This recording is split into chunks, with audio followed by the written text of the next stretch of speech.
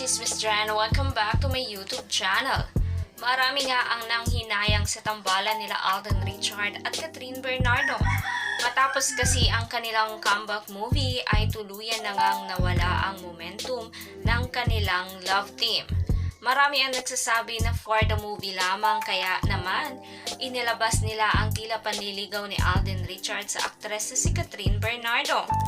Ngunit sa isang balita ngayon ay inamin nila na hindi nga raw magiging malamig ang Pasko ni Alden Richard dahil kay Catherine. Kung inaakala nilang lahat, wow! Magiging malungkot ang Pasko ni Alden Richards.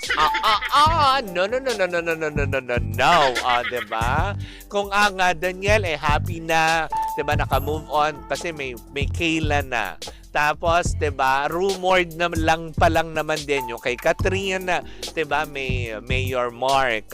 Ay, ang Alden, akala nyo ba? Oo, nakakaloka. Nabalitaan lang naman ng aking chismosang kapitbahay, mukhang hindi naman magiging malamig ang kanyang magiging Pasko. Bakit kanyo? Dahil may makakasama siya. Ay, this coming December. Ay, hindi ko muna pa din sabihin ko anong date, diba? Antayin natin. Kasi mag-a-announce din daw si Alden Richard, o diba? Pero isa lang masasabi ko, o diba? This December, diba? Mas pipili niya makasama yung mga taga Laguna. Ay! Diba? Taga Laguna. Nang ito ay marating ko. Diba? Na nakakaloka. Kaya hindi daw magiging malamig ang kanyang Pasko dahil may mga makakadate na nga daw. Itong si Alden Richard this coming December, tiyan sa Laguna. Ay! Nako, kung ano man yung date. Sabihin ko na ba? Ay! Hindi pwede. O, diba? Pero hindi naman sila. Oo, parang friends lang sila. Uy, alam mo, napanood ko parang kagabi, 'di ba? In-upload po ni Kuya OG, 'di ba? OG Diaz, 'di ba? Yung interview kasi, yung issue tungkol kay Alden, sinasabing user lang din naman siya kasi 'di ba? Ginagamit lang naman niya yung kanyang mga nakaka-partner, 'di ba? Sa pelikula para, alam mo 'yon, maging relevant. Uy, pinagtanggol po siya ni Julia Montes, 'di ba? I-clap-clap natin si Julia Montes, in fairness. Sabi nga niya, ganun lang daw talaga makipagkaibigan si Alden kasi once na naging kaibigan ka daw niya, all out na. Tama naman ang kakapalakpak. Oo, nadirindi na yung tenga ko. Pero yun na nga, diba, na sinabi rin ni Julia Montes dun sa interview with OG Diaz and Mama Loy, diba, na sinabi nga niya na hindi totoong manggagamit itong si Alden. Bagkus kung siya ay makipagkaibigan, all out ang support niya sa kanya mga kaibigan, hindi ba? Kaya yun, dun sa usapin na yun na sinasabing na user daw si si Alden, well, Julia Montes says it all, 'di ba? Tinuldukan na niya ng bonggang-bongga, 'di ba? Pero yun na nga, mabalik tayo. Nako, 'di ba? Magiging masaya kasi nga, 'di ba? Marami nagsasabi na, hala, wala na ang Alden tsaka ang Catherine ganito kasi, 'di ba? Nachichismis na nga na baka nga si Catherine tsaka si Mayor na nga pero wala pa naman makapagpatunay. At wala rin naman gustong magpatunay, 'di ba? Subukan niyo, gano'n.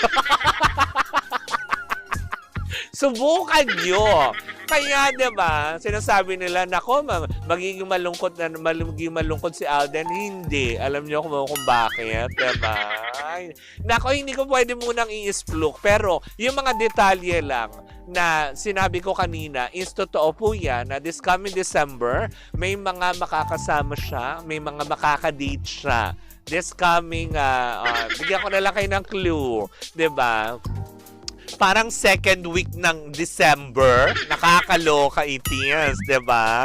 Kung saan nga naman, alin sasabi ko na sa Laguna. O, 'di ba? Na nakakaloka 'yon. Sa Laguna makikipag-date ang ating idol. Hindi ba na nakakaloka? Tama ba? Oo nga. Second. O, 'di ba?